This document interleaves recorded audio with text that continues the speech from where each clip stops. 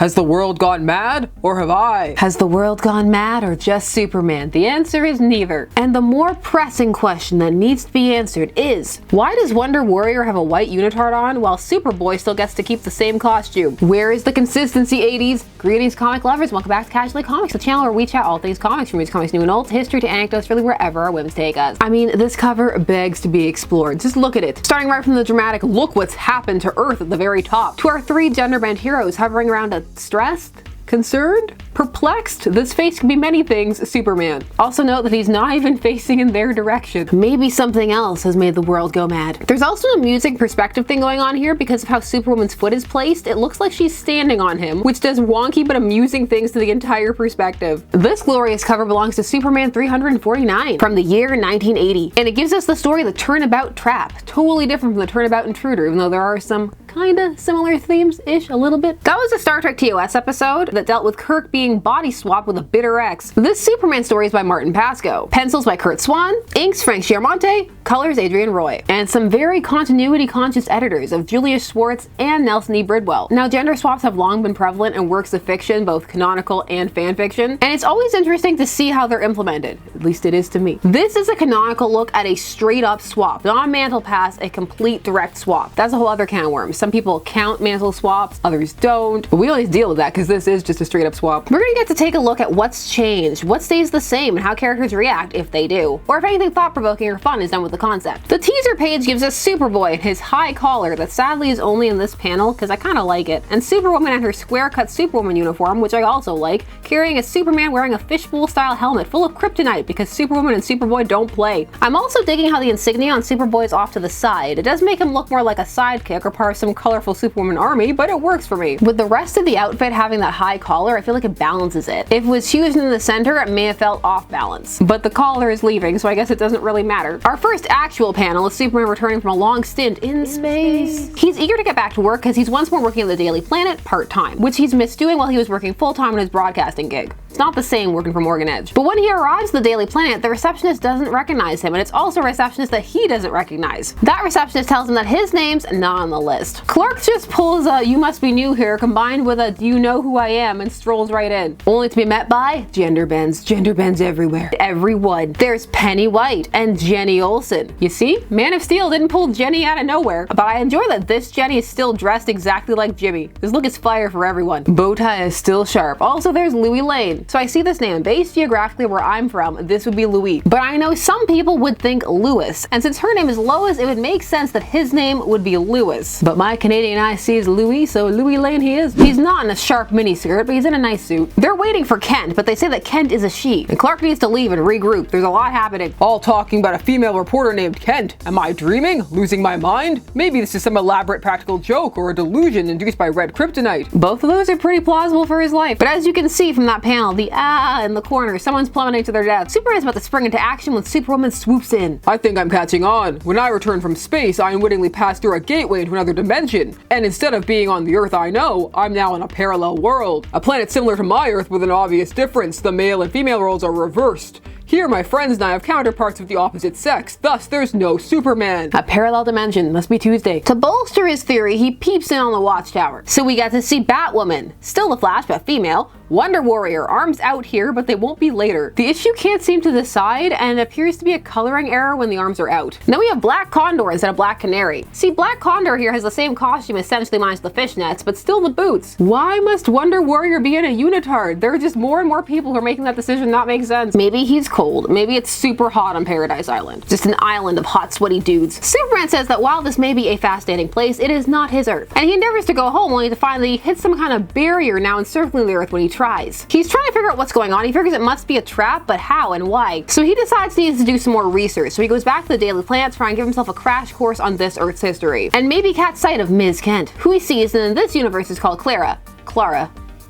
But just as he sees her, he sees Superwoman fly by, so he's very confused. This makes him question the parallel Earth theory, because if it's a parallel Earth, then Clara should be Superwoman. He does a scan to make sure she's not a robot, because remember, he has an army of robots. This to help him perform all manner of tasks, from helping him save the Earth to, going on dates with Lois when he just doesn't feel like it. We also get this panel of looking at this Earth's villains. I like that Leslie Luthor is still rocking the bald. I like to imagine the origin is still the same. Clara made her lose her hair. I'm sure the eagle-eyed among you spotted the clue on the page. Bow, bow, bow, bow, bow, bow. Superman is starting to get an idea as to what's going on, but he decides before he does anything, he's going to introduce himself to Superwoman. It does not go well.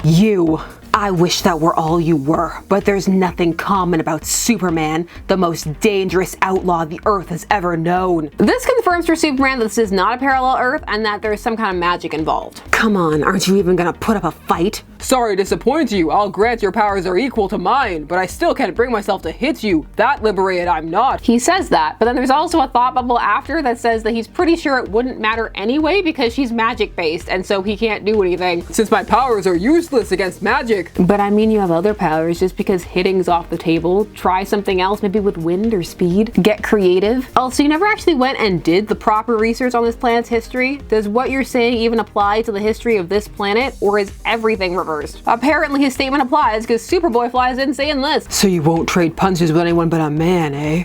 Will a boy do? Namely, Superboy? The coloring on his leg makes him look like he's got the wrong shade of self-tanner on. Now both Superwoman and Superboy take Superman out by punching him in the ears, and they get that kryptonite helmet on him. Then Superwoman takes him to the Mojave Desert, tied up in kryptonite, to be observed by a member of the Justice League in 12-hour shifts until the global trial for super crimes. Hey, at least he's still super criminal. Take that, Leslie. Now in this universe, she can hate both Superwoman and Superman. What a world. The League member on guard duty is Wonder Warrior. This costume, I just feel like more could have been done. Maybe something with the hair, like Superboy's hair? I don't know. As it is, I just want a little more oomph. Let me know what you think. Are you here for it? Do you like the design, or do you wish it was a bit different? Unitard on or off? Also, Wonder Warrior is a terrible guard. Superman hypnotizes him by using the sun bouncing off his helmet as a makeshift pocket watch, as in a swinging back and forth type of way, and makes him fall asleep. Then he plays dead so that some buzzards will attack him and break his helmet. There's so much Silver Age action happening in this 1980s Bronze Age story. I love it. Superman is back in action. Now, to Wonder Warrior's credit, he's not down for long, and he does use his lasso on Superman, but Superman just spins really fast and punches him out. It's not living up to the warrior part of the name. So can you guess who did this? Who could have done this? Why would Hal Jordan do this? Well, he didn't, because it was Mr. Mxyzptlk. I mean, once they established the scope of what happened, that it wasn't a parallel Earth, you now had very few options as to who could have done it. Superman figured it out for two reasons. One, in the picture of villains, they were all gender swap but mixy.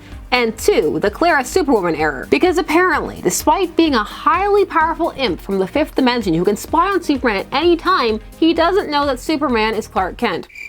Just go with it. Sure, Jan. Before I do that, just tell me one thing. Why this particular trick? I like that he asks him this for this one, and not for, say, the time when Mixie created an entire fake family for him and pretended to be his son. That would leave me with far more questions than gender swap Earth. Compared to that, this is normal. The reason why he's done this is disappointing. Does not live up to the bombacity of the world that has been created. So when Mixie was last seen in Superman comics, he was gonna get married. But in a recurring theme for Mixie, he doesn't like ugly girls. So when his wife-to-be revealed at the wedding that she had been projecting a kind of beautiful illusion that she was actually ugly, he was displeased, and he annulled the marriage and then sank into a bitter depression. And what he'd do during that? He just spent his time spying on Superman, but not noticing that he is Clark, only when he's Superman. Reasons. And one day during this spying, he sees him making out with Lois Lane. Right, does he have to be so happy when I'm so miserable? I mean, this isn't that far off from his usual motivation, it's just darker and more angry. So he decides he's gonna remove Superman's happiness from the world by removing Lois Lane, creating a world with no Lois. Which, I mean, didn't really require an entire and swapped world. He could have just willed Lois out of existence. That would have taken ages for Clark to figure out, especially because Lois gets kidnapped on the regular. That, and then he would have been worried and upset. With what was going on here, he was intrigued and confused. Also, I'm pretty sure he could have found someone else on this Earth. It wouldn't have kept him away from love forever. I do really like the touch of making him a super criminal though, even though that has nothing to do with a world without Lois. In short, A+ for execution, but D- for rationale. I did it for the lulz would have landed better. So after hearing the explanation, Superman lassos him with Wonder Warrior's lasso and forces him to say his name backwards so the magic wears off. And in this era when Mixie left, people forgot what had happened. So only Superman will remember it. He can write about it in his journal. Dear Diary, why did Wonder Warrior have a unitard? Does Diana want to wear one? I should ask. But wait, womp womp, when he gets to work, he sees